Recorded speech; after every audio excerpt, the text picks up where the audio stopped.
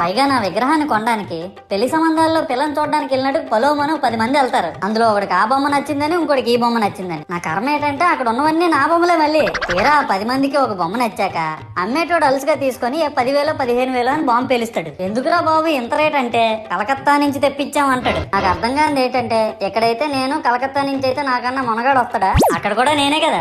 ఇలా నన్ను బజార్లో పెట్టి బేరం ఆడి నా మొహానికి ముసుగేసి వ్యాన్ ఎక్కిస్తారు. ఆ వ్యాన్ డ్రైవర్ గాడు నేను ఉన్నానని కూడా చూడకుండా ఏదో ఆలోచించుకుంటూ డ్రైవ్ చేస్తా గతకల్లో గబ్బి గుబ్బి అని తించేసి నా కాల్లో చెయ్యి ఎరగొట్టేస్తాడు. ఈ విషయం చందాలు ఇచ్చిన చిన్నోళ్ళకి తెలిస్తే మళ్ళీ ఇరిగిపోయిన బొమ్మ పెట్టకూడదని ఏ బొమ్మ రాసి కవర్ చేసేస్తాడు. సరేలే జరిగిందేదో జరిగింది, నా భక్తులే కదా కూల్ బ్రో అని చిల్లయ్యే లోపు నన్ను పందిర్లో పెట్టి ముసుగు తీసి నాకన్నా పొడుగున్నే సౌండ్ బాక్సులు 2 నా చెవులు పక్కన పెట్టి డీజే గణేష్ బ్రో అని చెప్పి నా పాటలను కూనీ చేస్తారు. సరేలే పిల్లలు కదా ఇప్పుడు కాకపోతే ఎప్పుడు ఎంజాయ్ చేస్తారు, కాసేపట్లో పూజ స్టార్ట్ చేస్తారని వెయిట్ చేస్తా ఉంటే ఆ 5 రూపాయల వ్రతకల్పన బుక్ చూస్తే అది ఎక్కడ